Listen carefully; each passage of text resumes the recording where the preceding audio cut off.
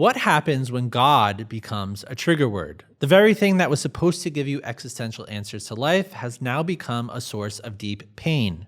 Maybe this is your story. You try to pray, but the words won't even come out. You walk past a church or a mosque, and your body reacts before your mind does. You see a religious leader on TV, and your brain flashes with all the people groups who have been harmed by people like them. It's like even thinking about religion makes you angry, and now it's the reason you question everything you were taught to believe. There's a reason we've seen a mass exodus from organized religion over the last 15 years. At best, people tasted what they saw and they didn't like it, but at worst, it left them traumatized. And sadly, this isn't rare. Millions of people are living with spiritual and religious trauma, which is why this needs to be part of the mainstream conversation. Because the stakes are too high. We're not just talking about bad experiences, we're talking about the existential consequences of God becoming a trigger. That's why we brought Dr. Hilary McBride back for a second time on the podcast. She's one of the pioneers in the space with a PhD in psychology from the University of British Columbia, one of the top research institutions in the world. And she just released a new book called Holy Hurt, a groundbreaking exploration of how spiritual trauma lives in the body and what it actually takes to heal. If you're new to Mighty Pursuit, we help people make sense of the whole person, mind, body, and spirit, not as vague wellness cliches, but as deeply interconnected parts of your everyday experience. And spiritual trauma cuts across all three. It splits us apart, it alienates us from our spiritual nature, it sabotages our mental health, and it severs our ability to connect with the divine, especially through the rhythms that were meant to restore us. That's why this conversation matters, because it gives you the language, the tools, and the agency to begin reclaiming your spirituality. So let's begin. Hilary, there's a moment in your book where you talk about injuring your finger, which I thought was very interesting. Can you explain what happened there? Because I think it's relevant for this conversation.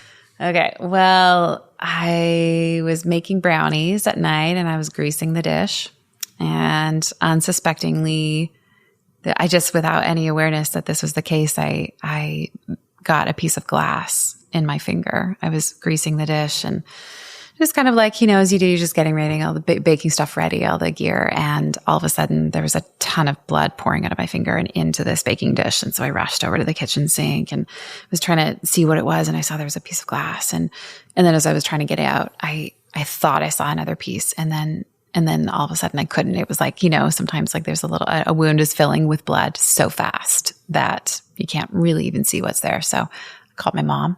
It's not a doctor. We call her mom. So it's like, Mom, what do I do? And she's like, just leave it in there. It's going to come out on its own. And I didn't listen. I was like poking around. I like to think about doing like an at-home gorilla type surgery on my finger where I was like, okay, there's something in there. I'm pretty sure I'm going to get it out. And I couldn't. And so just put a Band-Aid on it, cleaned it up, went to bed.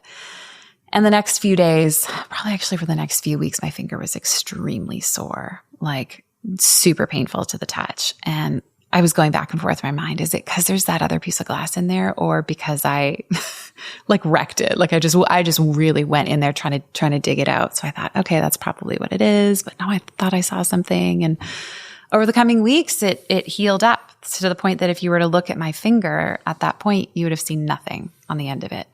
But I really couldn't do anything that uses my hands without it feeling really painful. I'd turn my car keys, right, and I'd drop them. I'd flinch, or I'd open the fridge door, or pick up a water glass, or start to type, and everything was so painful. And so I developed all sorts of ways of negotiating around, adapting. Really is what I was doing. And if you would have looked at me, if we would have shaken hands, and I pulled my hand away, right, and flinched and kind of like, did the things we do when we're in pain, and I showed you my hand, you'd have nothing to see for it. But what ended up happening about 9 months, I think it was almost 9 months to the day after the glass got in my finger, we were driving on the freeway. I was in the back of a rental car. I had a teeny tiny toddler at the time, and it was kind of, I could see something was up. It was like there was a mound that had formed, and something was going on, and it made me think, oh, it's in there and it's trying to come out. And I was just kind of like casually pressing on my finger, and it just popped right out, perpendicular to my finger and about a half inch lower than where it went in. And I remember feeling so gratified that it was finally out. and shocked that it was bigger than it was, and, in amazed at how long it had been there, and again, kind of confused and amazed that it came out in a spot that it was different than it went in. And it wasn't too long after that I started to realize, I think there's a metaphor here. Yeah. there's a metaphor here about all of this stuff that I've been working on and thinking about for a while now. Yeah, I thought that example was so fascinating because, the fact that there was like a glass, that it was in there and then it kind of like healed and then like you couldn't really see anything, but it was like stuck in there. Yeah. And then you start like second guessing, like, is this actually an issue or like what's happening here? Mm-hmm. There's so many things. And then also just not knowing really how bad it was. And so it kind of made me wonder, like, how many people are walking around with like spiritual injuries that they haven't really examined or normalized or don't think that are that bad, Yeah, all sorts of things that are living inside of our nervous systems, or living inside of, or you could say under our skin. I have a colleague, Natasha Files, who says that the moment you don't feel a feeling, you don't just sweep it under the rug, you sweep it into your nervous system. And the idea is that there is all of this stuff that's unprocessed living inside of us, living right under our skin. And spiritual injuries for sure, especially because those often happen at a really young age for many of us. We don't know there's anything there, right? You look at a person just like you would have looked at me and said, nothing to see here, right? Just a regular person doing regular things. But then I do certain things and you would get a hint of it, right? I'd pick up a water glass and drop it right away. And if you were watching that, you'd think, that's maybe not such a normal thing to do. Like there's nothing there, right? And so we get these little hints that if you're looking for them, you see, there's something there under the skin that says that something about that hurt in a way that maybe it shouldn't.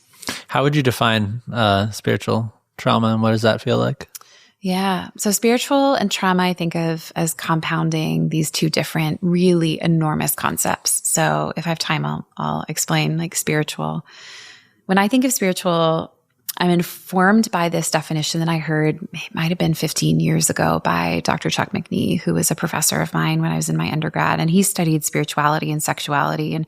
And one of the definitions that he used around spirituality was around this like inborn desire or drive for meaning making. And there are, other scholars, John Swinton in particular, I think about his definitions, and really the way that I understand it, incorporating all of those frameworks and the academic study that has shaped me, is a way of saying that spirituality is this wired in orientation to make meaning in this life, to ask the question, why am I here? What am I doing? It is something that propels us towards the more, almost like a drive, right? Freud talked about the death drive, and I'm thinking about spirituality as like a life drive in a sense. Like it's this something inside of us that's this kind of like reparative undertaking as well, that when so many of the injuries in our world fragment us from ourselves or from each other, quite literally wound, right, to injure and to split apart, spirituality is like the thing that wants to pull together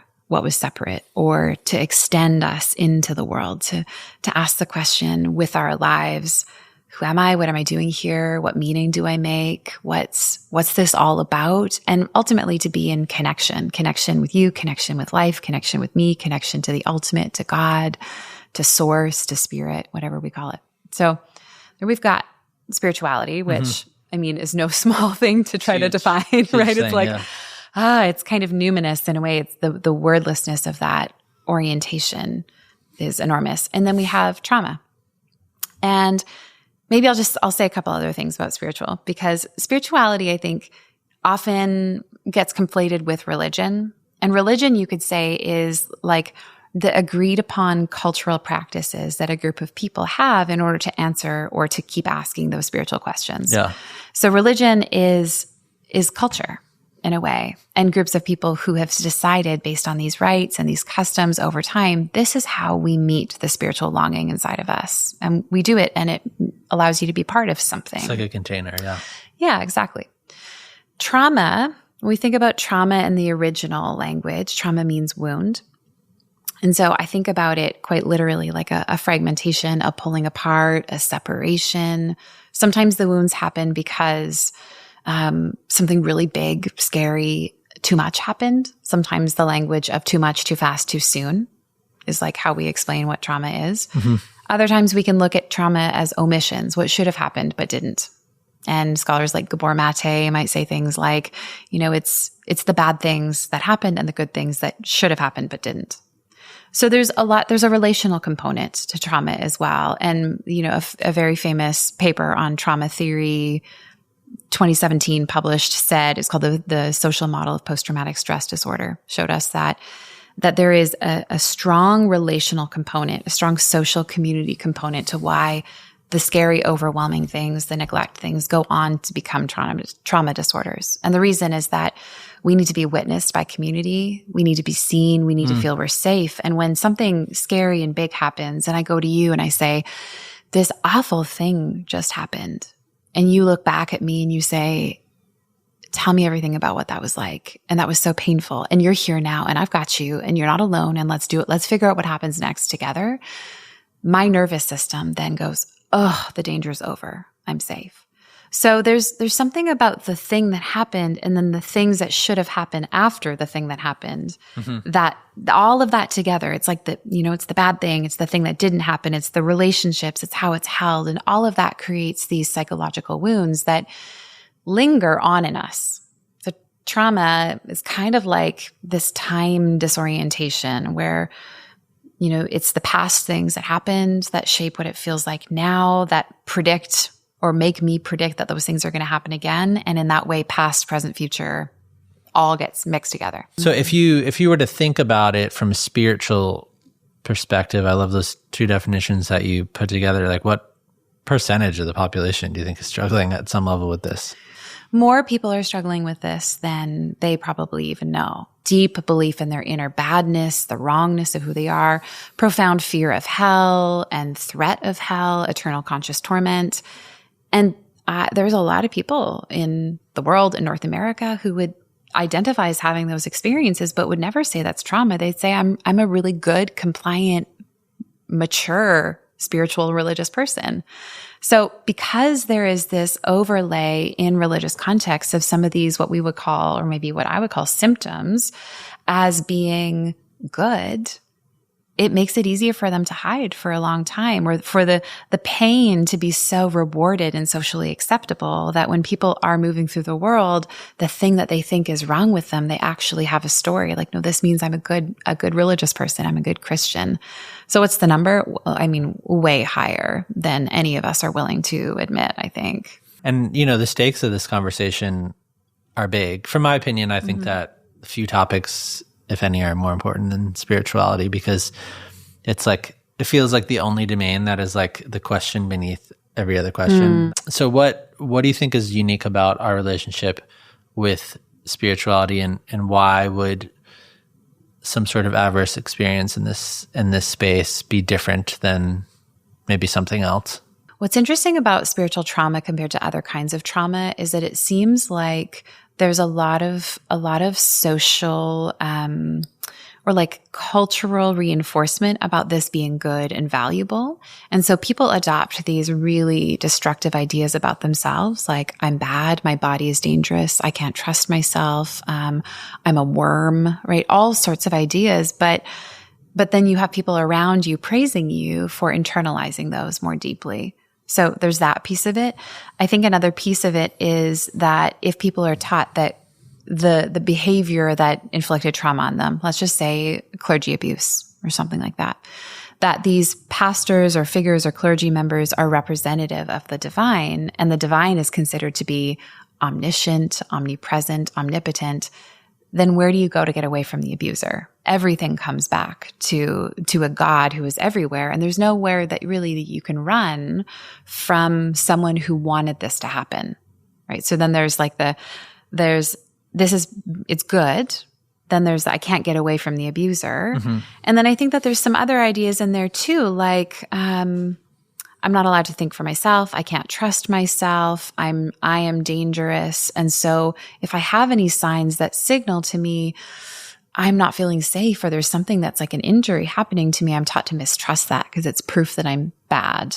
So the early signs that a person's probably body, nervous system might give them to say, this isn't feeling good for me and I need to get away from this, are often overridden by other stories, cultural stories that say like suppress what you know to be compliant, to be good here. I mean, I can't really imagine, especially when these happen in like communal settings. I can't imagine like if these are supposed to be your people or your church or your family, what that would do to someone's sense of self. And I mean, there's been some really high profile cases of this. One that comes to mind is Katy Perry has spoken about how she grew up in a church environment where I think she's talked about how they weren't allowed to interact with gay people or like the fear of hell. A lot of these things, like very well publicized case. And then I think it was on Vice, but they have the series called The Therapist. And then she like went on there and she was just like weeping about that experience. And then, I mean, she ended up leaving that, but then there's been many other celebrities that have talked about that. And it's caused this kind of confusion, especially for people in the gay community of, what to do with their spirituality, because the very thing that was supposed to be safe like burned them. Yeah, and that's what I mean by like you can't imagine like what is exactly happening to someone's sense of self when they need to. Now they're like, what am I like? What am I doing? And like it's almost like a refinding of yourself, I guess, in some regards. Yeah. Refine. Do you say like on the other side of trauma, the refinding or refining? Yeah. In fact, there's a couple of UK-based scholars, Katie Cross and Karen O'Connell, I believe their names are, who have talked about this quite prolifically and written extensively about it. And their language is of the remaking of the self or the post-traumatic remaking of the self, because the language we have for what happens on the other side of trauma really is often wound up in kind of in the healing culture. The terminology has really been co-opted by faith-based movements to imply if you've healed, right? There's a definitive point. There's a before and there's an after. There's an end. The thing that was the problem goes away. It's never seen again. Yeah. And usually healing is proof of compliance.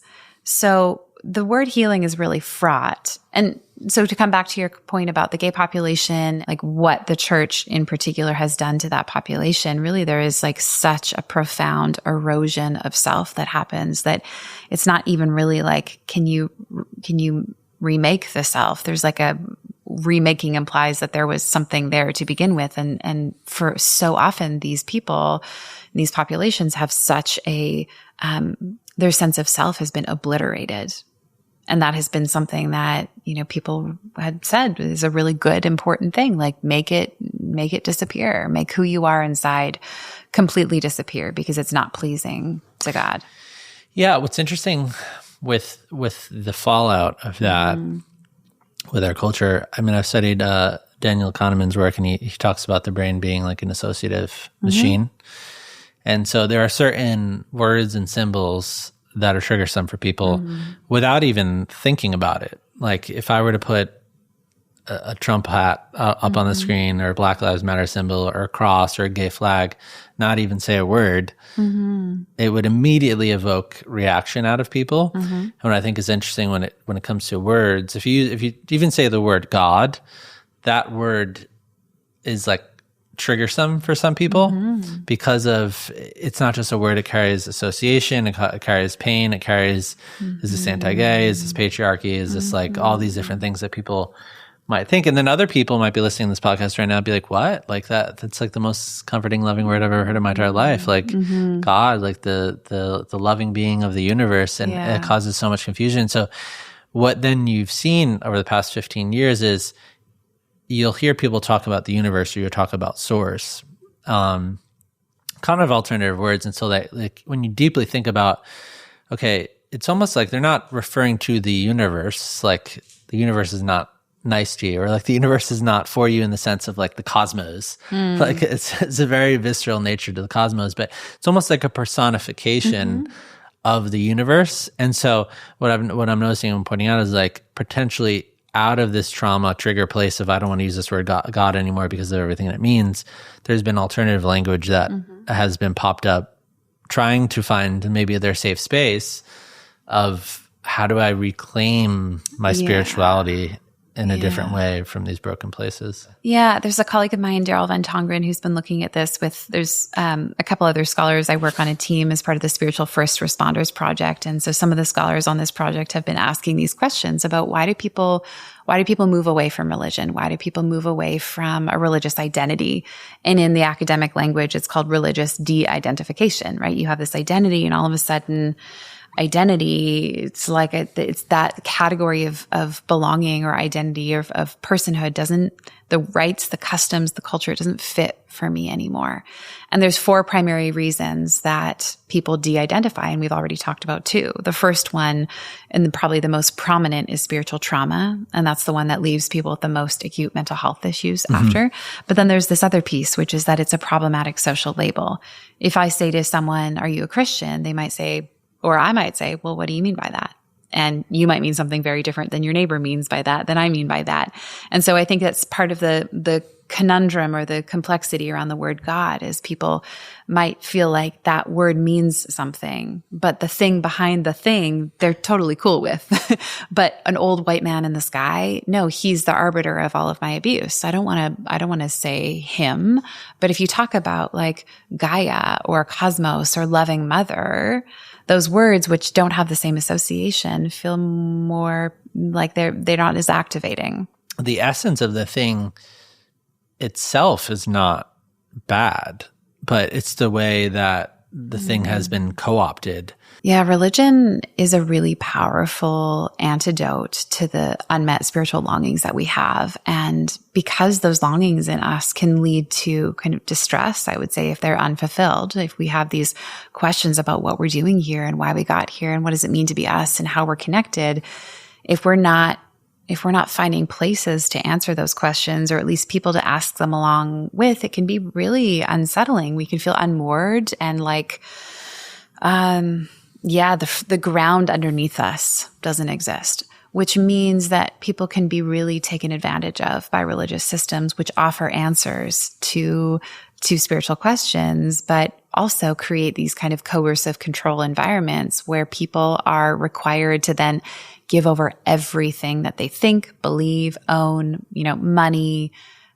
all of their own autonomy, their own bodily autonomy to a system to serve the system, which in these cases, like often profits a few or many, or there's kind of like a power structure in which that works really well for some people and not for the rest of the people who are believing all sorts of things that then are cutting them off from themselves. So like, I don't think religion is a bad thing. Just, I think it's actually kind of like morally neutral, maybe even psychologically neutral, in that you can use it as a tool for good, you can use it for harm. And there's a lot of people who've used religion, including the religion that I've been a part of growing up within Christianity, that I would say has been used for a lot of harm. And does that mean that like we shouldn't have religion?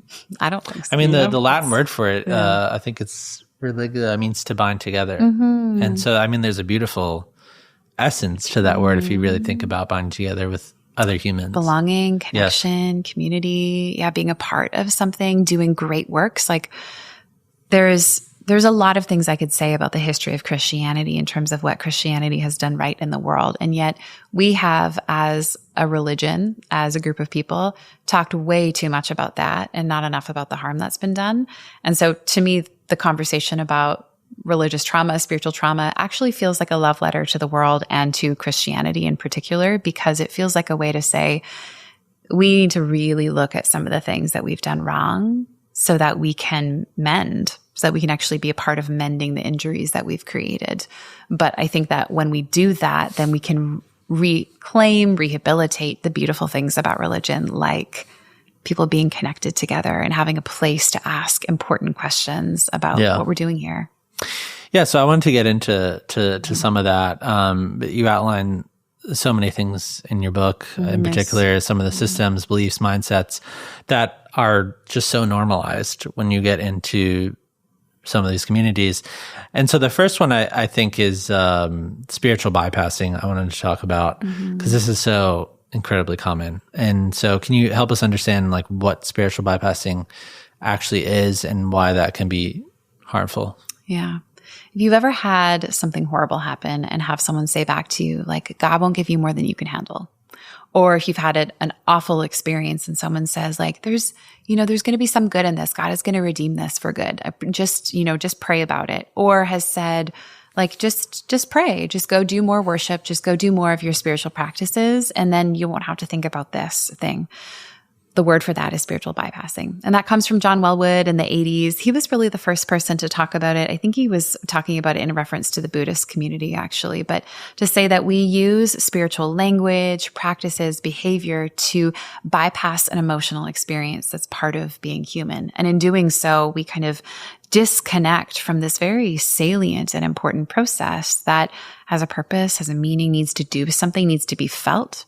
We could think about that through Malin's defense triangle to see that defenses are anything that we do to get away from the affective experience, the emotion inside. And especially in our religious worldview or family system, if we were not taught how to feel, or we were taught that it was dangerous to feel for this lifetime or next, it becomes very compelling to find ways to get away from the pain. And so we have all sorts of things that we do to do that, right? We pray, right? We might recite certain things. We might engage in certain rituals. We might say certain things. Some people have memorized scriptures, and if a scary feeling comes up, they say the scripture to themselves that they memorized. Poof, and then the fear goes away. And not actually, right? But just kind of temporarily anesthetizes it. And then everybody else says that is the case as well. Right. Yeah. So it's almost like this like collective sort of communal gaslight of nobody's feeling this thing. Yeah. We're all praying, we're all doing the thing, and it's all going away, and we're all new. It makes it really complicated for people who have trauma, whose nervous systems are like, I can't bypass this, I can't get away from this. And then the meaning that's offered around that is, well, you're not spiritual enough, you're not praying enough, you're not doing enough, you're not bypassing enough, essentially. I mean, no one would say it that way, but so people then have shame and guilt about the fact that they can't bypass, which reinforces bypassing or a sense of being a failure.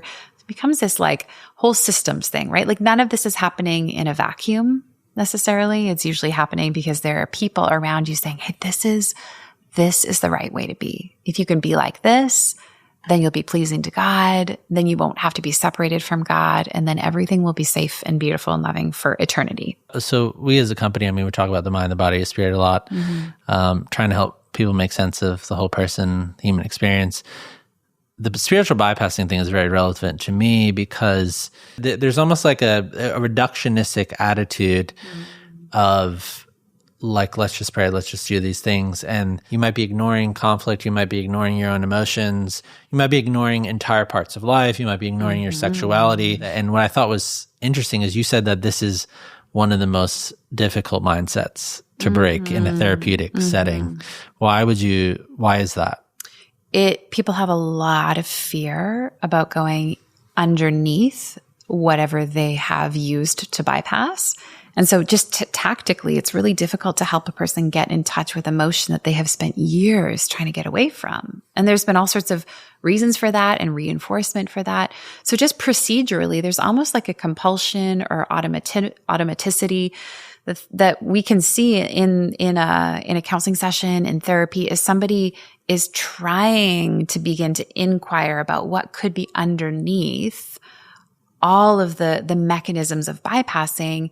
And it's just like, a stone skipping across the water. It's really, really hard for a person's system to know how and to trust, how to sink in to the things that they've spent maybe a lifetime trying to get away from.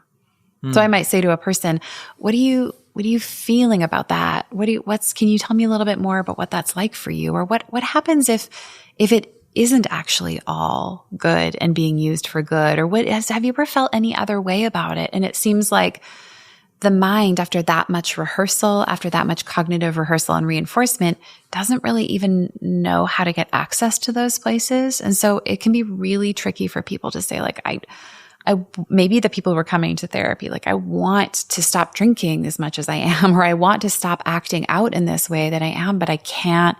It feels like I just can't get there. Like there's a lock on the door that we just can't open. Yeah. And then someone tells them like, just pray, read scripture, and yeah, you're going to work it out. Right. Yeah. Yeah. Practice this other mechanism of bypassing. Like maybe you haven't tried hard enough or you haven't tried the right way. And here's proof of badness. But I think those things are beautiful, by the way. Yeah. I do think, prayers, I mean, we talk about prayer. It's a beautiful thing, but the bypassing part of it where everything is just like reduced to that. And then you don't have any other ways to like form your community or like help your community with trauma or adverse life experiences. With more new age kind of spirituality practices, alternative communities, you have this idea of energy or vibration or like all these things. And so prayer is just like replaced with that, with manifestation or vibration or energy. Yeah. Or go meditate, right? Go do a yoga class, go do something like go sit with this crystal, go play with these cards. Like we have all of these strategies to get away from how scary and uncomfortable it is inside. I mean, you talking about this reminds me of a research finding that I within my own research that I come across recently. And so my colleague, Dr. Sandra Noble and I have been researching purity culture and embodiment. So when people grow up in these high sexual control religious environments, what does that do to their relationship with their bodies? And as we've been going through the data, we've just an enormous amount of data from the number of participants that we've interviewed. And one of the prominent themes was, I was told my sexuality couldn't exist. So I engaged in all sorts of mechanisms to try to suppress it. I wouldn't look at a person in the eye. I wouldn't wear certain clothes. I wouldn't sit a certain way.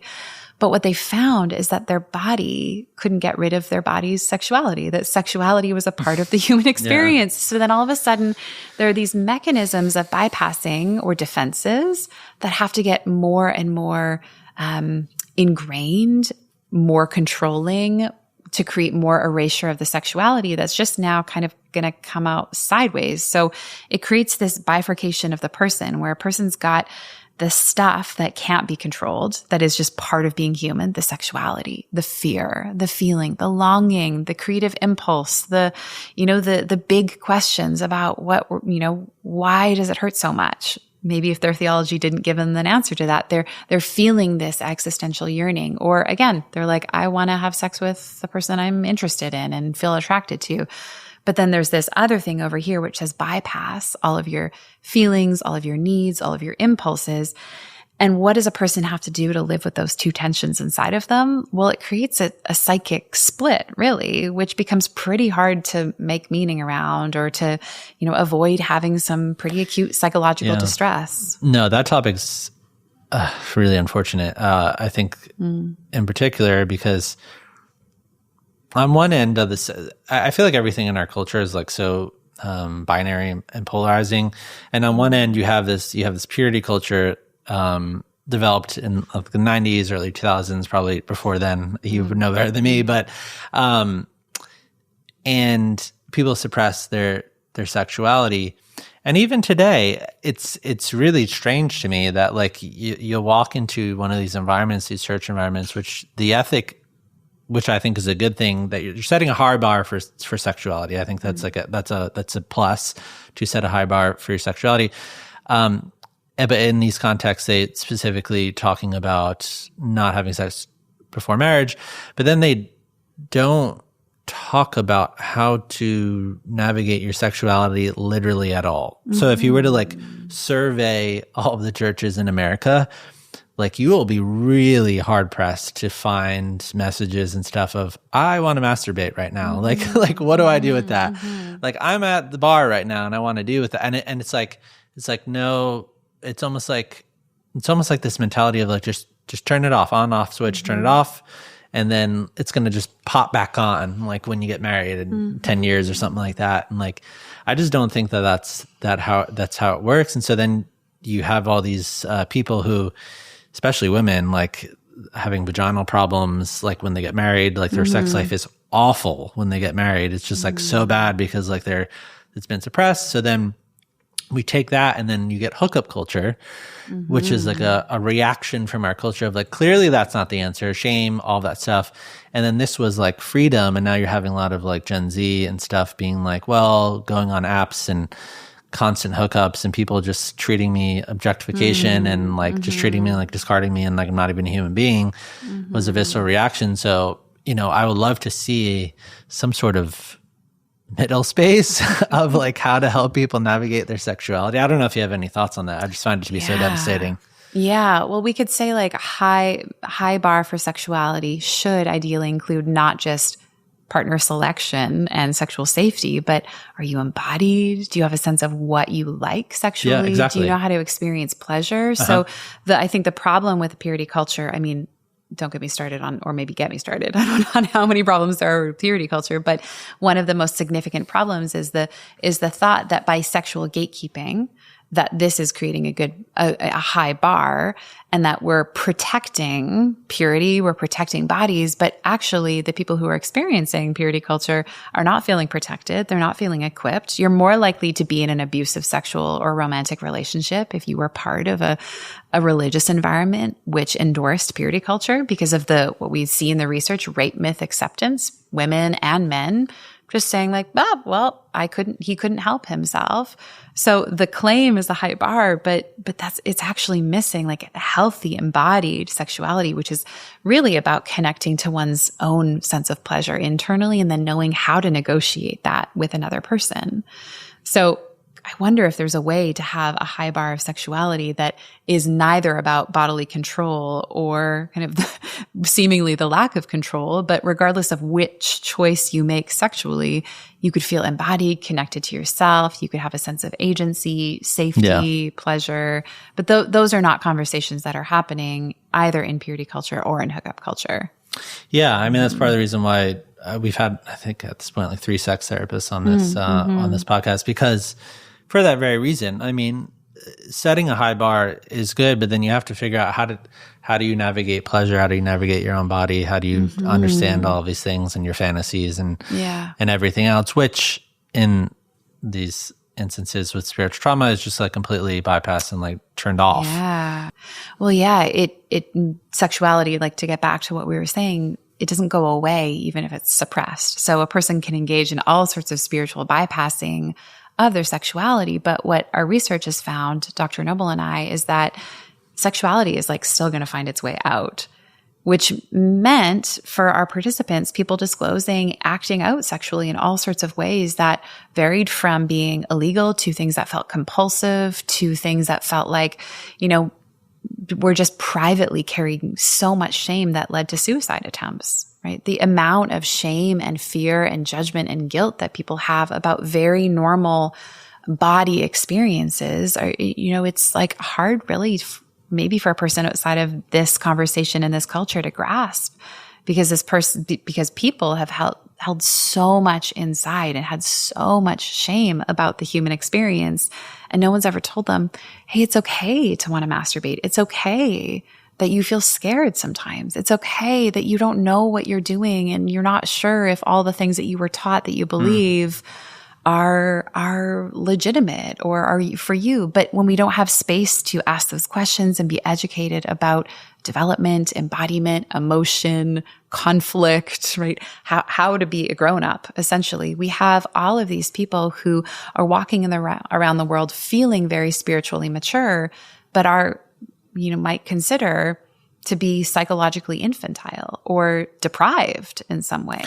Yeah. I mean, it's one thing to kind of be, if you don't consider yourself to be a spiritual person and, you're just out and about in the world and navigating the dating apps and the sexual world or whatever, that's going to come with its own challenges. And you probably encounter a lot of behavior that is probably would cause trauma or just be really not a pleasant experience. But the unique thing about the spiritual community piece is you have these teachings and then no one teaches you about pleasure, no one teaches you about embodiment or anything about your body.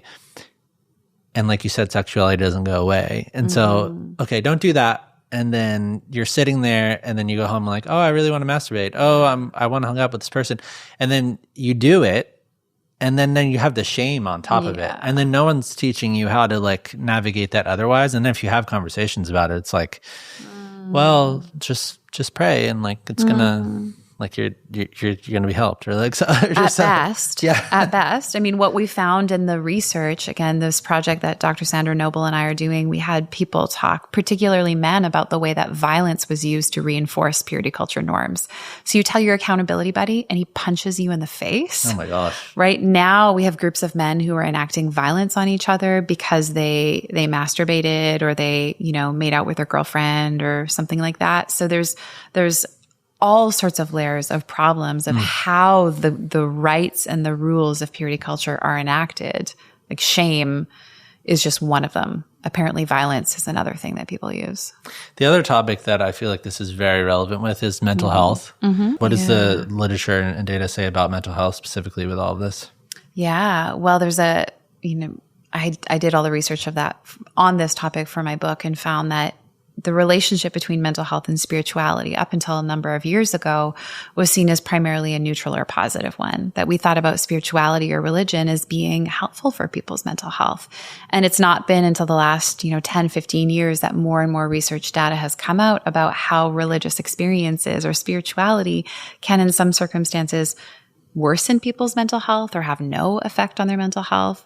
And what does that actually look like? Well, when I think back to my lived experience of navigating really complex mental illness, I had an eating disorder which progressed into a series of other diagnoses and disorders that really at the time when things were at their most acute, I think I was actively trying to die in a very slow way. And I remember there was a person who was important to me in my spiritual community and in my relational network, who pulled me aside and said at one point, I don't know how you can keep doing what you're doing and say that you're a Christian. Oof.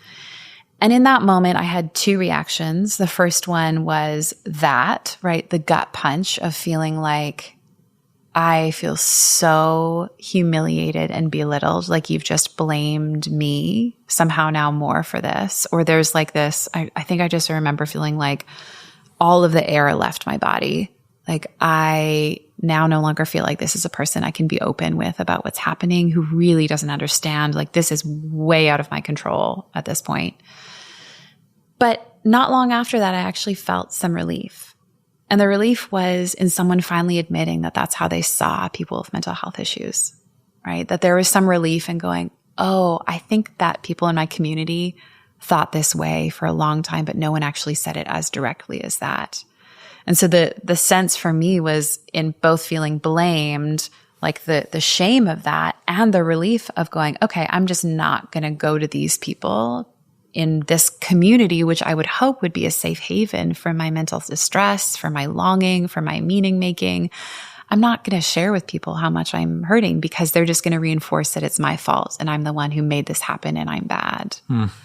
So that's, unfortunately, there has been such a paucity or poverty of information about psychological, schemas, theories, research in faith-based communities. And I think that in many cases, people have been told that if they're part of a faith community, they need to turn away from psychology. They need to not read psychological literature, that it's going to contaminate their mind, that it's too humanistic. And so there's a kind of anti-intellectualism, anti-psychology that can exist in certain faith contexts, which makes it very, very hard for people to get mental health treatment when their faith, spiritual, religious community is also the breeding ground of some of their mental health issues.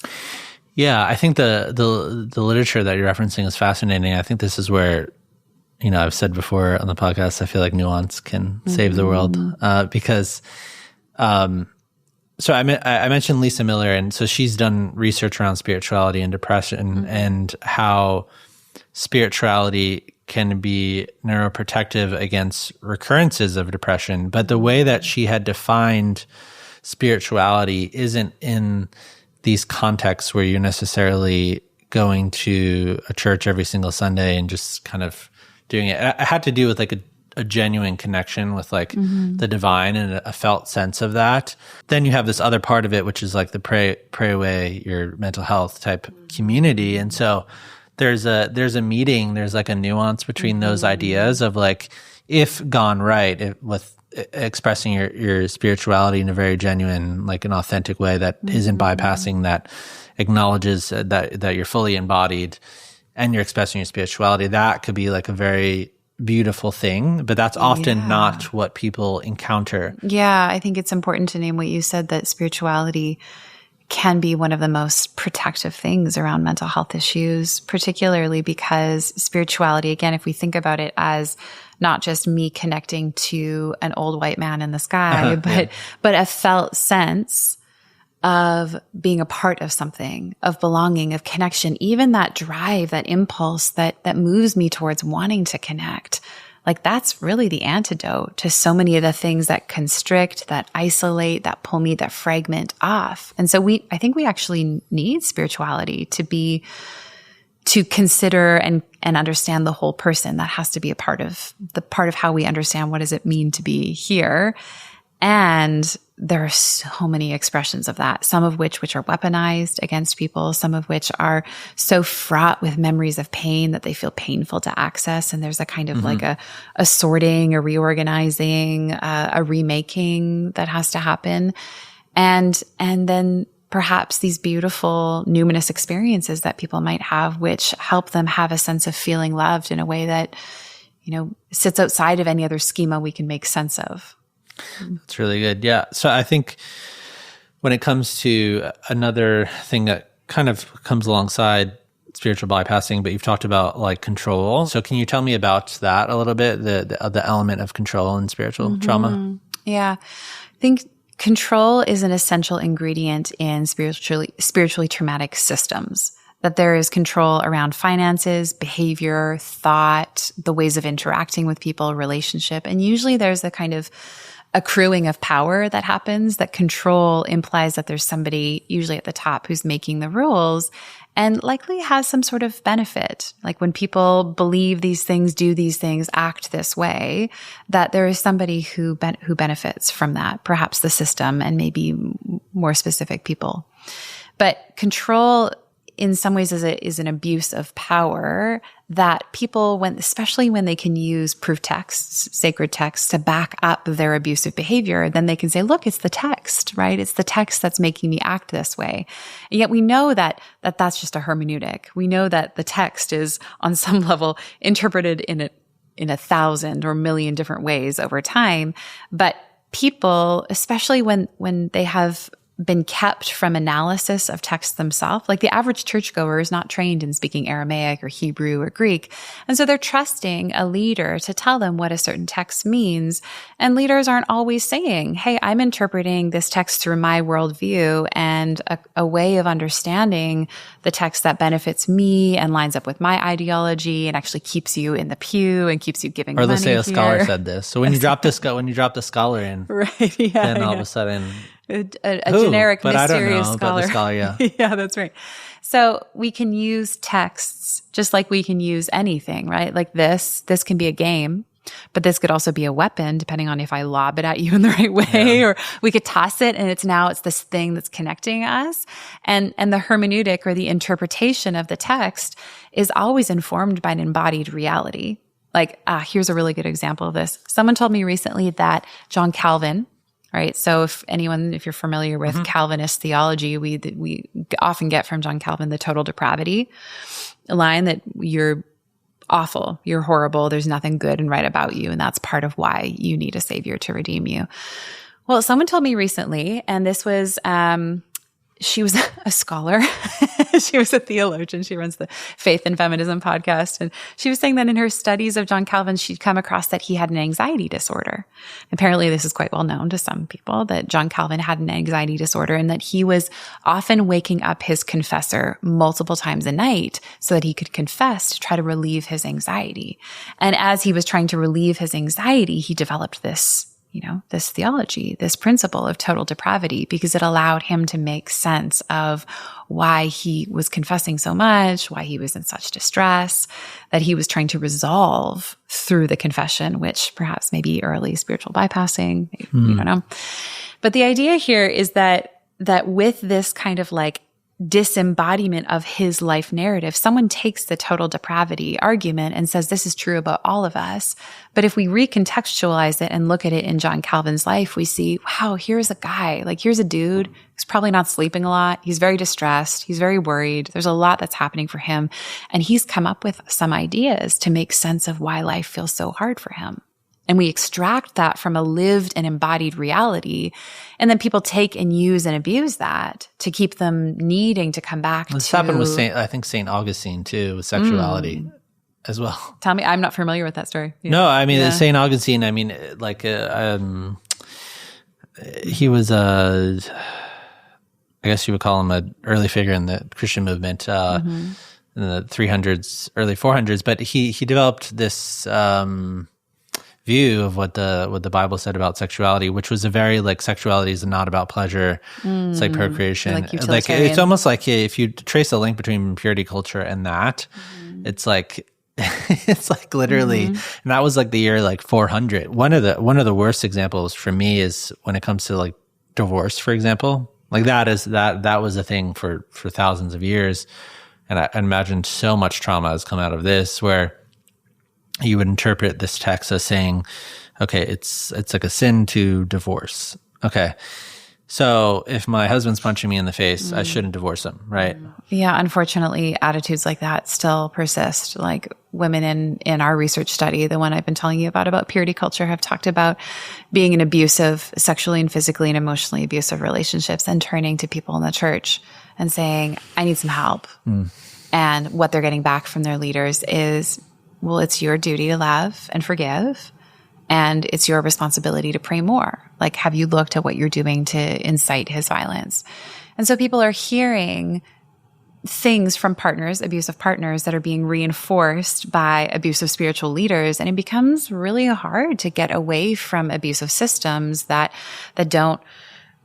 hard to get away from systems that are eroding a sense of self. Because one of the things that's often a part of what happens in religiously traumatic, spiritually traumatic environments is the erosion of the sense of self-trust as it is offered then or displaced onto a person who has hierarchy, that there is somebody around, there's a leader who now has authority over my life and I can't trust myself, and they have the right to control me because they're closer to God, because they know the scripture, because they understand and can interpret things that I can't interpret.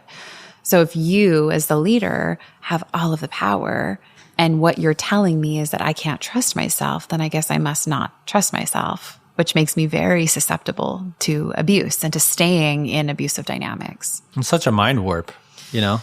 Yeah. I mean, we talked about Dr. Romani offline, and we're talking about narcissistic type relationships and gaslighting, all this stuff. It's like there are kind of structural elements of what we're talking about that are similar to those types of scenarios where you start like doubting yourself. And so you start feeling like, well, this doesn't feel right to me, but they're saying that it is. And so I guess I just need to trust more. Right. And believe it more. And then maybe there'll be like peace on the other side. And then your sense of self is just like slowly eroding. And don't forget that you are considered more spiritually mature the less of a sense of self you have contact with or you follow. So the more you disavow any kind of inner knowing, and the more you do the things that you're told, often you're reinforced for being the best in the community, for having it right, for being the most spiritual. Yeah. Which is a really confusing thing to then try to sort out after the fact. Yeah. Yeah. And I mean, again, I don't want people to come away from this conversation like, again, I think prayer is a beautiful thing. I think these texts are there to interpret. I think it's a lot of the things we're talking about is like humans just imposing these. Why do you feel like we feel the need to control in that way? That part I don't understand. Why do you feel like we need to control? Yeah. I think underneath a lot of that is fear. I think it's really scary to be in the not knowing, in the gray, in the disorientation of figuring things out in life, and to feel like we're like everybody else. So fear, I think, is a big part of it. Power can sometimes feel really compelling and addictive for people. And then I think there's also a modeling thing, which is that we might have been shown models and hierarchies of abuse of power and control that feel normal in our system. And so it feels normal to try to want to be in those hierarchical positions if we can get access to them. Yeah, that makes a lot of sense to me. I don't think that's limited to a spiritual religious context necessarily. Yeah. I think even when you think about atheists, sometimes, and again, if people listening and they're atheists, like I'm not saying this happens all the time, but sometimes like when you start talking about the afterlife, like people will get really worked up. Like really, really worked up about the afterlife. Like there's like a visceral emotional reaction to it. Maybe they didn't even grow up in religious context, but it's like when we create these systems that guide us we've figured out the world in whatever way that is. And I'm a physicist and I figured out the world through physics. And this is like my safe space. So all of a sudden you're throwing a wrench into my interpretation of reality, and that if I were to consider what you're saying, if I were to consider not knowing or that I'm wrong, I'm going to have to look at the world in a whole new way. And that's like really, really disorienting no matter like what you believe. And we can bring trauma into the conversation too, to look at how much early childhood trauma predisposes us to what we could consider certainty about anything. So if you grow up and your internal world is disorganized and is riddled with chaos and fragmented memory, and things aren't coherently, being sorted into a sense of self that is robust and enduring and embodied, then moving through the world can feel very scary and chaotic. To not have a robust sense of self, to what we might say like a good solid ego inside, and in a healthy sense of the word ego, the psychological sense of the word ego, that it can feel like there's nothing, it's empty, we don't have a body, we're floating. And then someone hands us this worldview and says, this is the way it is. And even if it's not, it can feel so compelling to know, to have something to grab onto. And I would say that could be true of a religious framework, a spiritual framework, a discipline, a theory, atheism, right? That we could pick anything and get really attached to it if it helps us feel safe and certain when what it's been like to be a body has been very unsafe and very chaotic. What do you feel like it does to someone's mentality if you're telling them that whatever they're, and again, I don't like maybe what they are doing like in some contexts is harmful, but just generally speaking, if someone is saying is whatever they're doing is going against the God of like the universe. Well, I think that it makes a person feel like they have to change everything about themselves. Otherwise, these horrible things are going to happen. The consequences piece, right? The consequences are extremely important for enacting the control. Like if you can tell me not to do something because if I do it, the entire God of the universe is going to be upset and then I'm going to go to hell and my family is going to go to hell, then it is certainly going to make me want to do the thing that you control. So, or the thing you want me to do so that you can have control over me. So there's like, what does it do? It fragments us from our inner knowing. It has us displace a sense of authority onto something outside of ourselves. So we lose agency. Often it leaves us living a life of terror or shame. Now it feels like we have to engage in all sorts of behaviors or management strategies to distance ourselves from the thing that might very well have been human, like an impulse or a feeling or a need or a longing or a fantasy or something, a want, to do the thing that we're supposed to do and to get away from that human thing.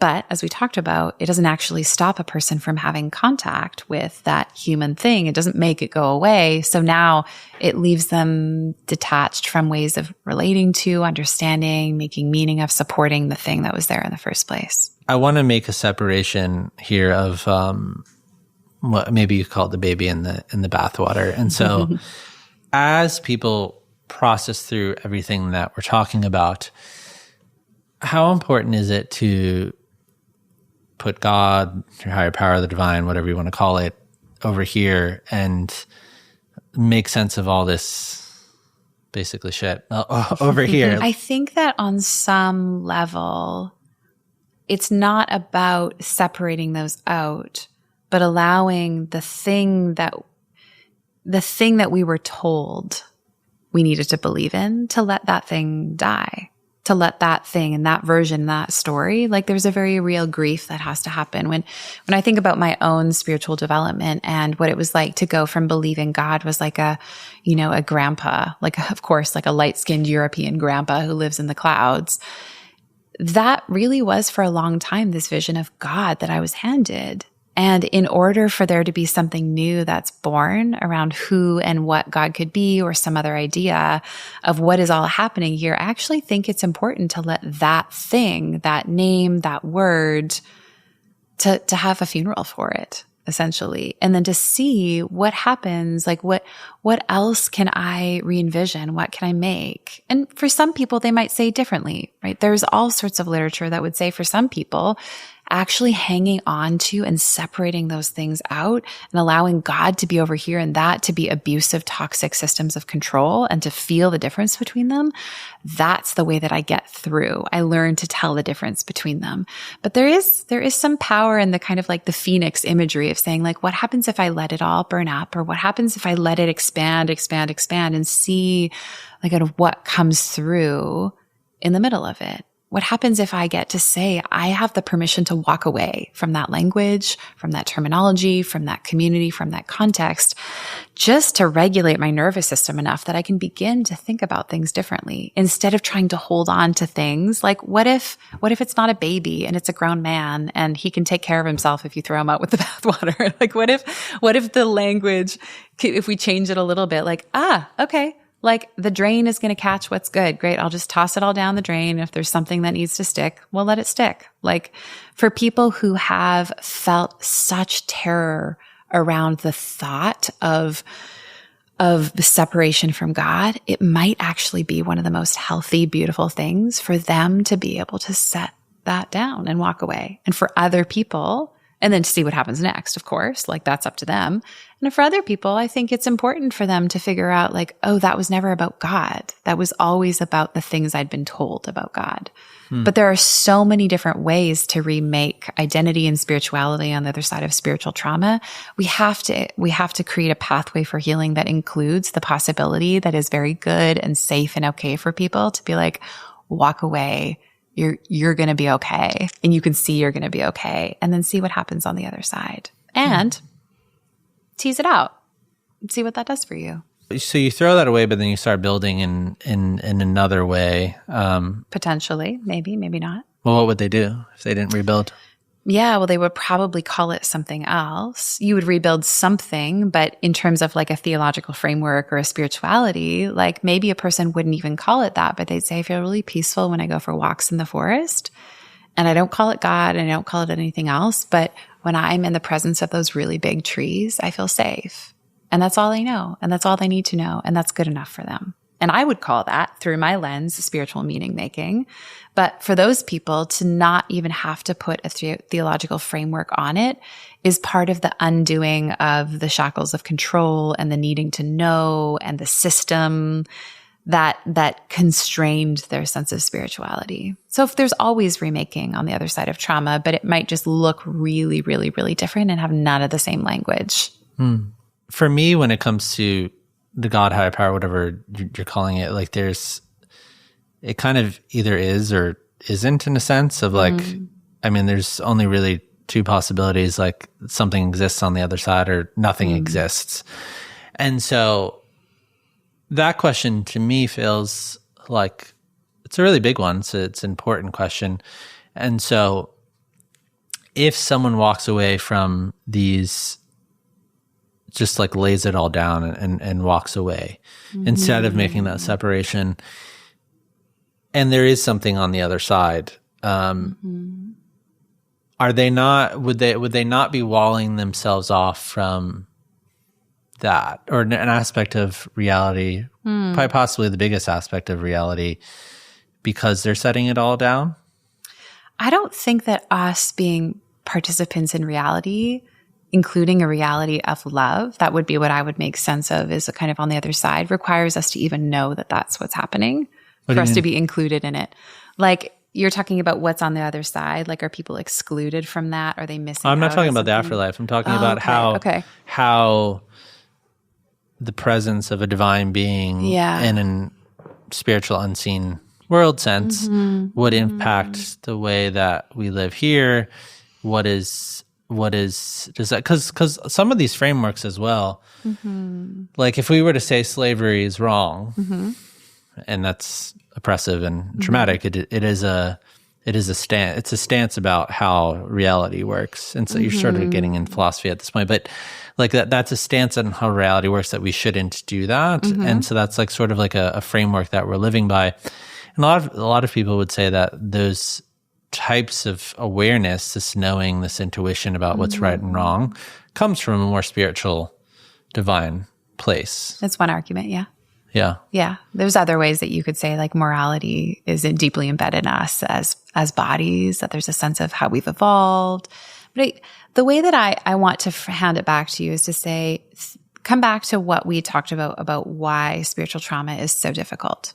And why it's so difficult for people is that they might believe that God is omnipresent, omnipotent, omnisentient, and that therefore that there's nowhere they can go to get away from God. And God is considered to be the archetype of their abuser, the arbiter of their trauma. Now, is that actually what's happening? That's not my perspective. I think it's people wielding power against each other and putting God's name on it. But as far as the associations have been made in someone's system, they hear the word God and they think, that's my abuser. Why would I ever ask them to go back into their abuser's house? Why would I ever ask them to have a conversation with their abuser? I think that there are so many other ways that we can heal besides confronting the person that we've associated with the trauma. So when we're thinking about it, again, from the healing, the spiritual trauma perspective, I just want to create so many possibilities for people to recognize that if that is how their nervous system is coding who God is as their abuser, you do not have to have a conversation with God ever again. If that feels like that's you walking back into your abuser's house, that's you directly confronting them. You get to get as far away from that as you want.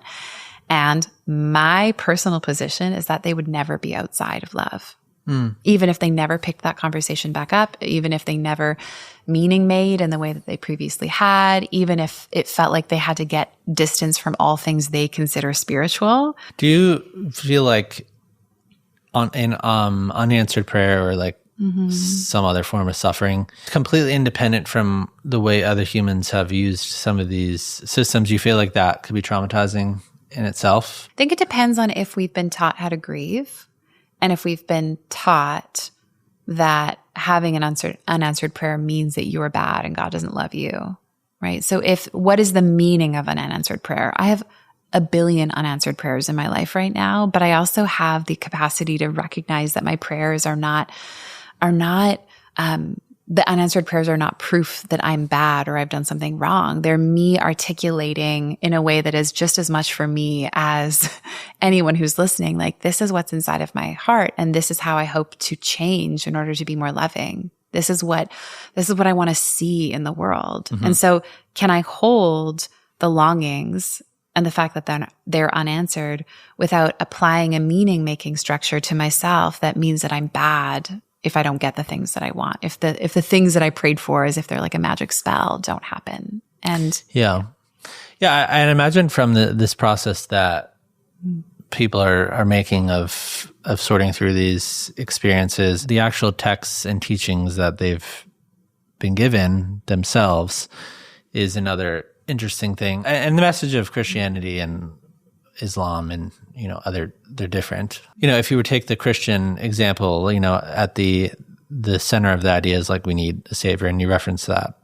earlier, that we can't do it alone. But I feel like how that's presented as well changes probably quite a bit. And so for some that ends up being like I'm inherently bad type of thing, like you were referencing, and shame, self-abandonment, fear of not measuring up. But then for others, there could be like a swing in the opposite direction of I'm on my own, like I don't need anything beyond me, like radical autonomy. And then the people criticize those people being like very egocentric. So I'm curious, do you think that as people go through these processes, I would imagine like figuring out like if you think the message itself is a problem or it's just the ways that it's been presented? It's It's almost like when you hand that question to me, I think less about the problem of if you need a savior or not, and more about the problem of individualism. Like the idea of an individual person who needs an individual savior is actually a fairly new, recent idea, and is quite problematic. And I think it's one of the things that undergirds most of the individual efforting and moralizing and sense of failure and shame, as well as the like, well, I don't need anybody. Is kind of also, right, a problem that I actually think that betrays our sense of connectedness to each other, that we actually all need each other in order to be able to do this life. And I need people who are older than me to show me how to live, and I need people who are younger than me that I can pass on my wisdom to and can remind me how to play. And I need to help you because you help me see things that I can't see, and I can help you see things that you can't see. So is it about like, do we need a savior or not? And more about, do we think we have to do it all on our own or not? And pulling apart the individualism, I think, would get us a long way in terms of kind of tackling some of the concerns with both of those polarities, ends of the spectrum that you're talking about. Yeah, I just imagine that it's probably a very something that is intermediate or comes up all the time. Well, we would call that deconstruction, right? Like the sorting and the sifting. And sometimes there are waves and stilts and lulls, and there are significant advancements that people make in being able to disentangle. But it's in its own way, this kind of like deprogramming process, and recognizing I have things that have shaped me, and maybe also things that were beautiful. The sorting that you're talking about is really complicated and challenging. And it's the sorting that can be so painful for people, especially when they have unmet spiritual longings. If people have unmet spiritual longings, but they don't have a place for them, this is a really significant predictor of mental health concerns. That people have the religious trauma and the longing, but no new meaning-making schema, and no place to kind of fulfill the questions and the longings inside of them. It's like, for sure, one of the fastest growing populations in North America with mental health issues is people who have religious trauma, have deconstructed, left a church, have spiritual longing, and no place to put it. I feel like expressing our spirituality is like an innate thing. Can't run away from it. And yet, again, if you think about it connected to trauma, there's another thing in there, which is for people who anything that feels like feels a certain way or has a certain language, it can be terrifying to associate to it. Yeah. So getting distance from that is part of like Judith Herman's first stage of trauma reprocessing and recovery, safety and stabilization. What do you do when the abuse is still going on, when you're still connected to it, when it's still in your head, when it's all being reinforced? Often you get away. You get away. And so I just want to make space in the conversation to say that for trauma survivors, feel free to not have the conversation on the table of spirituality at all. Is it always happening in all of us? Is your drive to heal your spirituality? Yeah.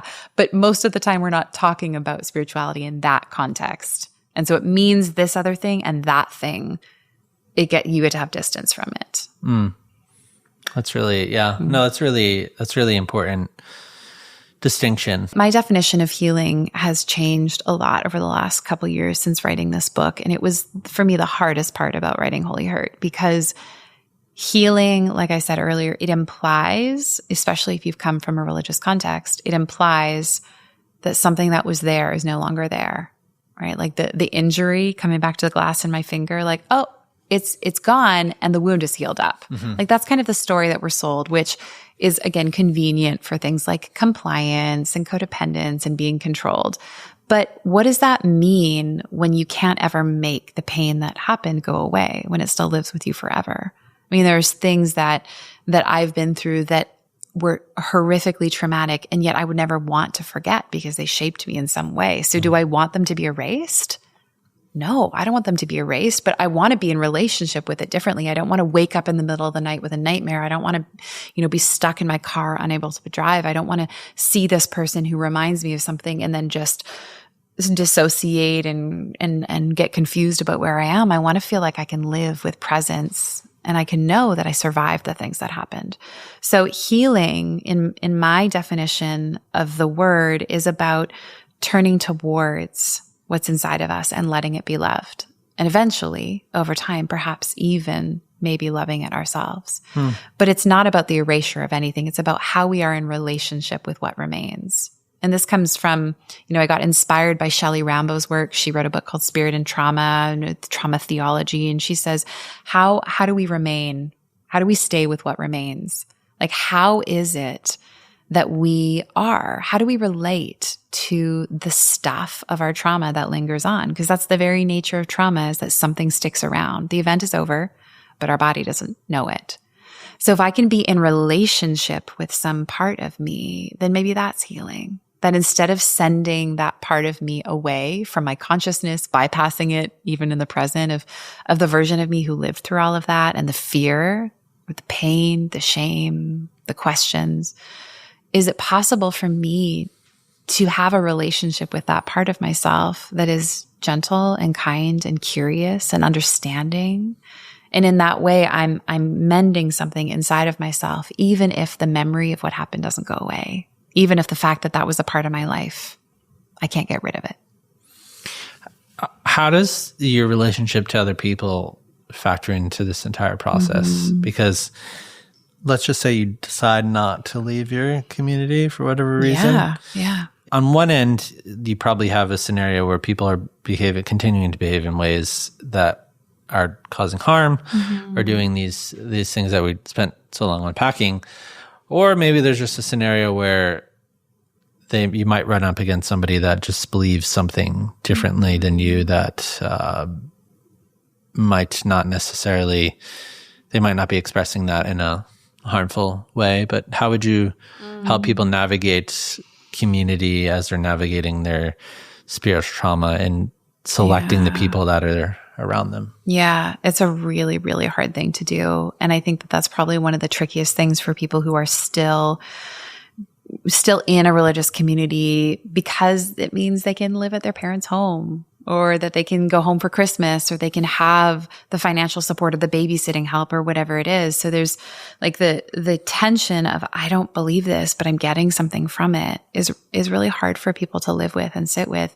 Being able to recognize you can take some things without taking other things, that we're all engaging in some sort of code switching behavior as we move into society, that there are times when we do go along to get along, and that's actually part of meeting a social need. I don't want people to come away from this conversation and feel like there's shame if they stay. I think it can be a beautiful thing to stay, if you can stay to get the things that you need from the community, the support that actually strengthens you to think clearly about yourself, that connects you to what is true inside of you.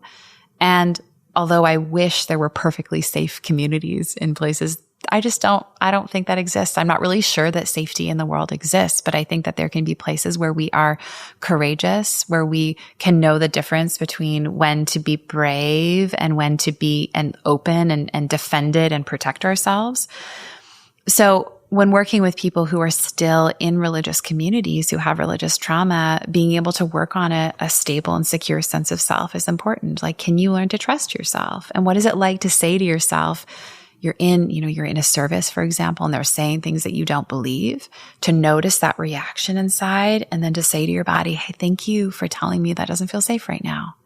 You don't always have to leave spaces that don't feel safe. Sometimes that's the most important thing to do. And other times there's just a way of saying like, okay, I don't agree with that belief, and I'm safe, and I'm here with myself, and I'm listening, and it's okay for me to hang on to myself.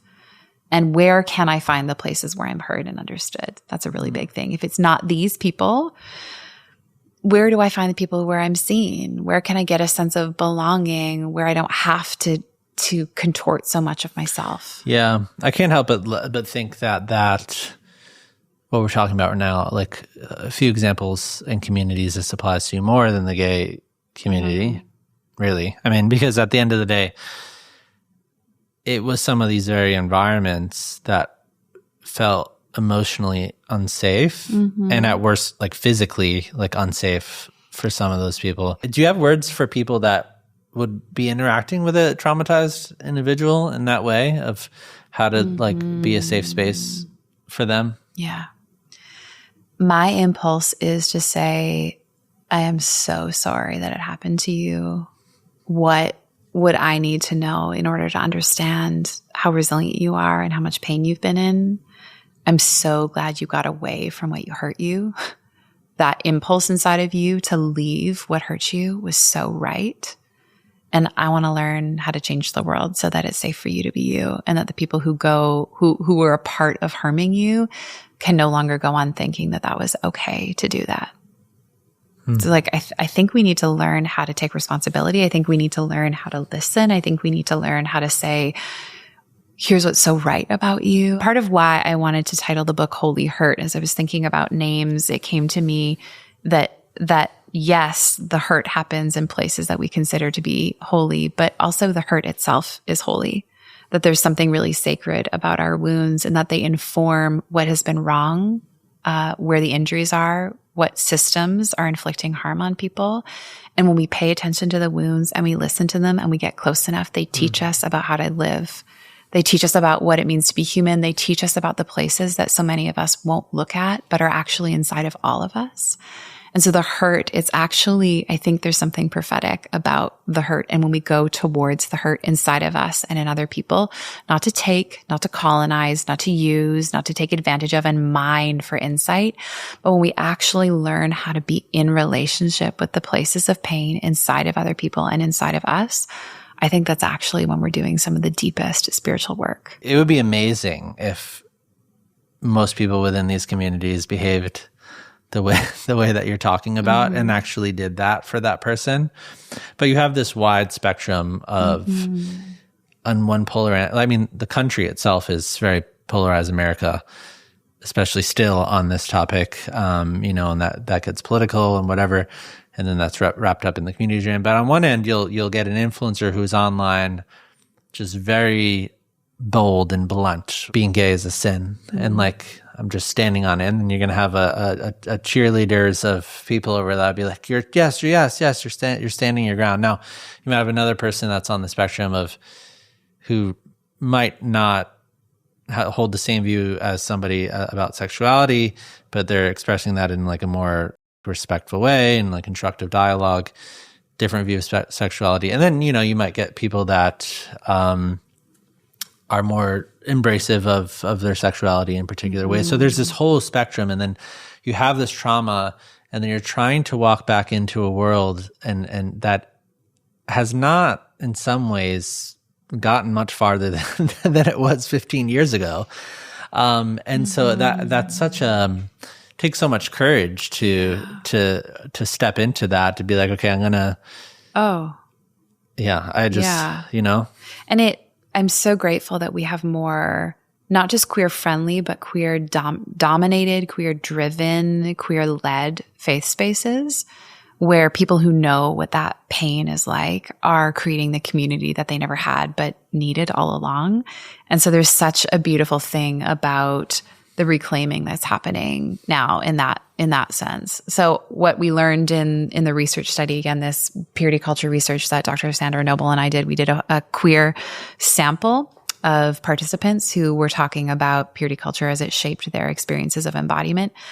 And yes, what I need to say up front is that what particularly evangelical, heteronormative purity culture Christianity has done to the queer population is horrific. And I hope that we are grieving. If you are associated with Christianity, I hope that you grieve for a long time what we are a part of.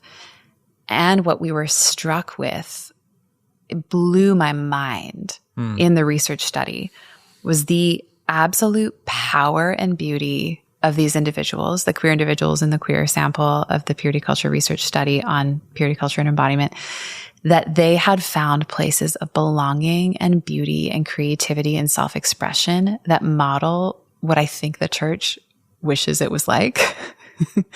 And that they found those spaces and found liberation and self-preservation and safety and belonging. And they found acceptance and space where the modeling of being human was laid out for them with so much difference and so much flavor and so much self-expression that they actually fared better in our research study than many of the straight sample that we interviewed, because they got out of the purity culture circus and like high control environment, maybe a little earlier, because there was a clearer sense that this isn't wrong. This doesn't work for me. And then they found community earlier. There was a place they could go. And if you remember what I was saying before about leaving a religious environment and then having no place to go, and how there's really acute mental health concerns that can go along with the baggage, plus the loneliness, plus this unmet spiritual longing. But in this queer sample that we interviewed, what they had said was, no, we had a place to go. We could go to other people who reminded us that we were loved and beautiful. And so there were some protective factors. They didn't happen inside the church, but I would consider those spiritually protective factors of queer community outside of faith spaces saying, you are good and you are loved. And so there's something profound about that I think that we can all learn from, that the church can learn, that religious environments of high control can learn, if they're open to, from what they've done to these people, this particular group of people, and how these people have survived. Yeah, I mean, I think for some people it might be weird to feel like they need to take responsibility for things that happened in the past. But if you're going to attach your name to something, you are attaching your name to the entire history. Yeah. So you could not attach your name to that, but then if you can attach your name to it, and there's a whole entire history that comes along with that. And with that topic in particular, it's like there's so much abuse that has happened. You might hold the view that, I don't know, like marriage is between a man and a woman, and it's in this particular context, but it's not just the fact that you've had that view, it's the fact that gay people have gotten like physically and emotionally abused on top of that view. There's a responsibility that needs to be taken of the way the mistreatment and the unsafe nature, and that's why like it's clicking for me when you're saying that like some people need to completely walk away in a sense of like, if they felt so unsafe, and that like how could I possibly heal in that same environment when I just like felt so unsafe? And thank God, you're saying that there are these scenarios where people had an alternative thing to walk into, but what about people who didn't? And what about people who were just so completely traumatized and then they were like on their own? Yeah, it does not go well for them. God hates me. Yeah. Like I'm disgusting. Yeah. And I don't know. It's a really tough thing.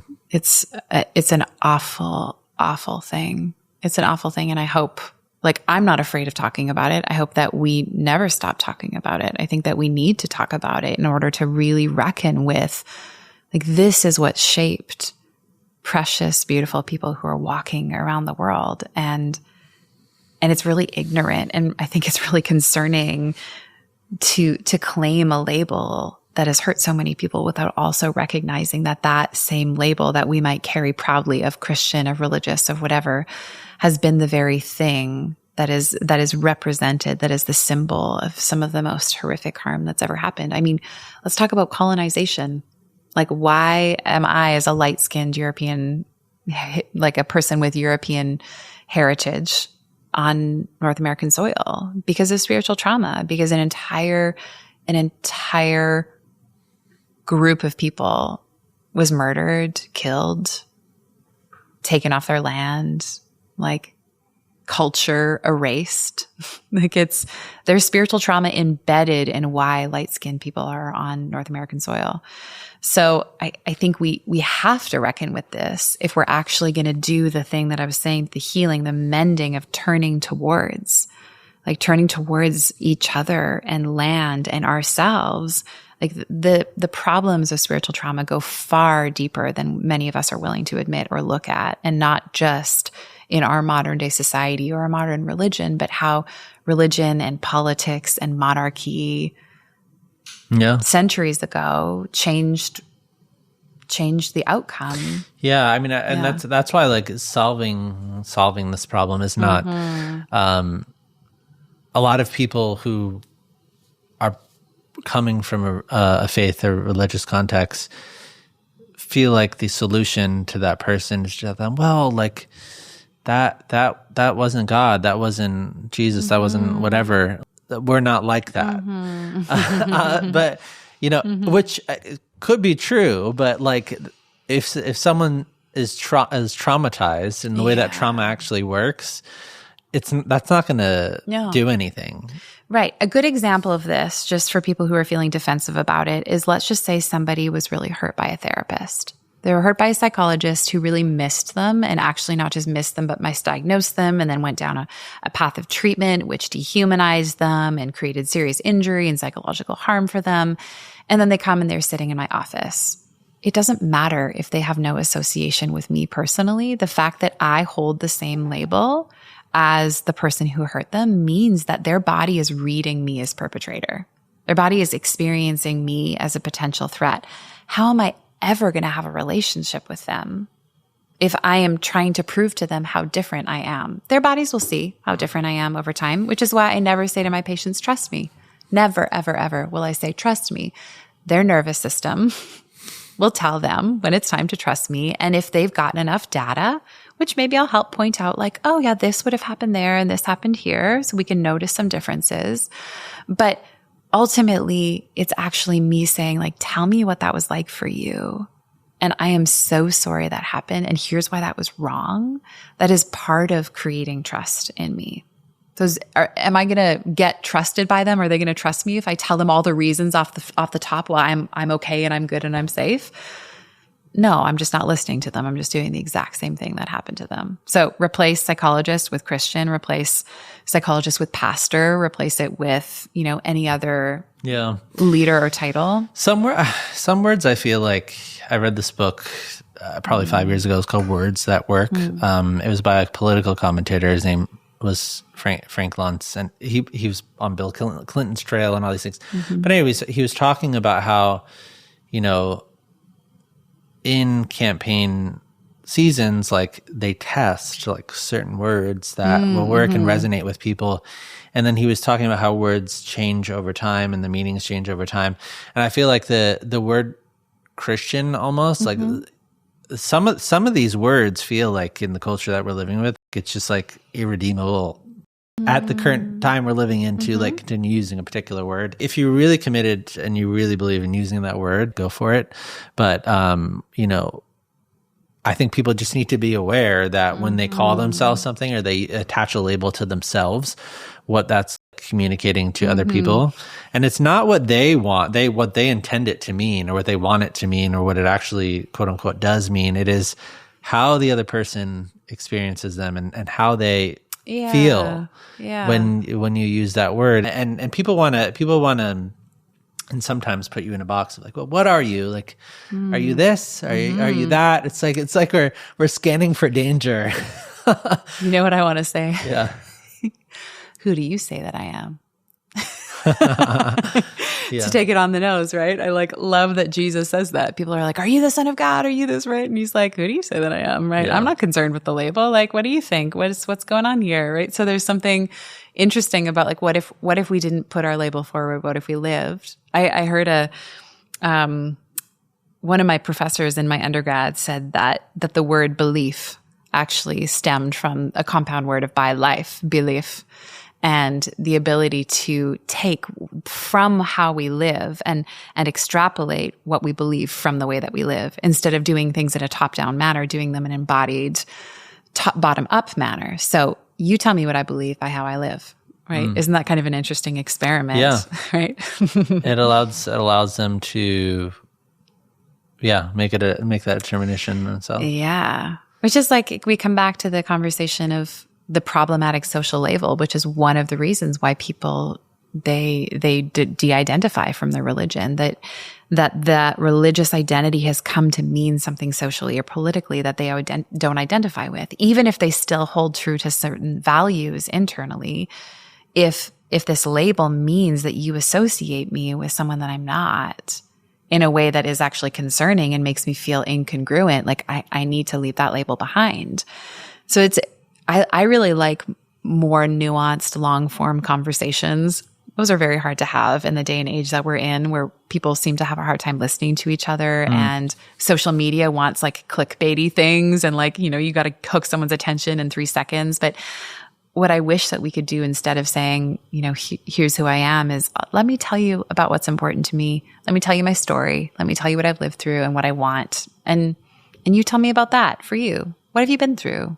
How have you lived? What matters to you? I mean, I think the other piece that's important is like, if you just understand trauma in general, the mind-body connection is, I mean, you've done so much work on embodiment, but it's just insane. And, we've often talked about this in a physical health sense. But I think it's interesting because you have your physical health and your gut and your mind, but then also your nervous system. And so if you're interacting with someone who's been traumatized by the thing that you're talking to them about, it's like, your heart might start pounding, like you feel like you're on edge, you might start getting like tingling, like all this stuff is like a full body visceral reaction. Maybe even somebody like walks past like a church, has a panic attack, or there's just so much, like from an embodiment standpoint of like, sometimes it just goes beyond like cognitive. It's like not like whatever you're trying to intellectualize with them, it's not going to fix the situation, because like their body connected to their mind, it like remembers what they feel. And so like that there's a long road back from that. So yeah, there's a lot that eye contact and pacing of speech can do to tell someone that they're actually safe, over and above whatever kind of intellectual argument that we could give and present to someone to say that they're loved, or God loves them, or that they're a sinner or whatnot. To be able to say to someone, when you look at them and slow down and slow your breathing down, to say, I'm so sorry that happened. Right? There's a lot, to me, it feels like there's a lot more of spiritual connection that's available in that moment, maybe even spiritual work, than having a really compelling theological argument that we lob at someone. Yeah. You've walked with people who, walk through this obviously with people in your clinical practice. So what do you feel like, if there is another side, if there's a better side, maybe not a healed side, but like a better, more hope-filled version on the other side of processing spiritual trauma, what does that look like for your patients? Yeah, I think on the other side of processing spiritual trauma is a life of agency. That's one of the things that often gets stripped of people in these environments. You can't trust yourself. You can't be connected to your body. And so don't know what your own voice sounds like. So a reclaiming of the self is really important, and that's possible for people. I think that the developmental, some of the developmental steps that are missed, right? People aren't allowed to say no. They're not allowed to make mistakes. They're not allowed to break the rules. I remember the first time I had a mentor of mine who in grad school early on, I remember we were going somewhere, and she said, I have to tell you this incredible story. My daughter lied to me for the first time today. And I got so excited. I was able to, talk to her about what was happening for her. And it was the first time I had ever heard an adult say, a kid lied to me. This is a wonderful developmental step. And it just reminded me like, there are these things that are healthy and normal about figuring out who we are in the world that people are often deprived of. And we can actually get some of those things back. Our ability to say no, our ability to trust our bodies, our ability to feel like we are good and we are loved and we can be safe. And it's okay if we don't know what happens next, like mystery. Actually, that could be kind of fun and exciting, like the not knowing.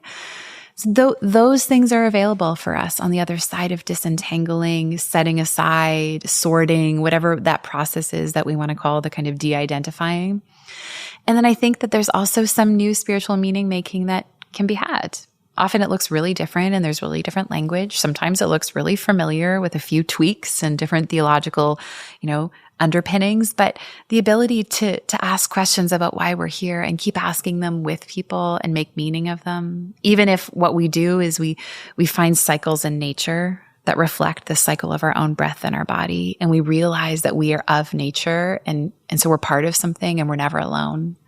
Maybe it's going out and letting the ocean hold the weight of our grief. Maybe it's finding people to dance with when we have the most vibrant moment of celebration, and all we want to do is just move our bodies and celebrate. Like, that's spiritual meaning making too. And there is a whole spectrum of that that's available for us on the other side that when we choose it, can feel deeply fulfilling, safe, and expansive. Yeah, it's such a beautiful vision for people. So, well, thank you for being here. I just wanted to ask, like, if there's anything that you would want to leave people with, like, on a final thought about spirituality, the divine, what you want them to remember from this conversation. Yeah. I think I didn't get a chance to say it as directly as I want to, but I deeply believe that all of us are born good, that we can trust our bodies, and that there's a compass inside of us that knows the way. That's actually, it's okay to find that and listen to it. And if anybody, you, me, anybody listening to this, past, present, future, is wondering if that's true of them and doesn't quite believe it, I feel so clear about it and so sure that I'm happy to hold the hope for anybody else who doesn't have the hope to hold for themselves. Thank you. Such a beautiful conversation. Thank you for being here. Yeah, my pleasure. Thanks for having me. Yeah.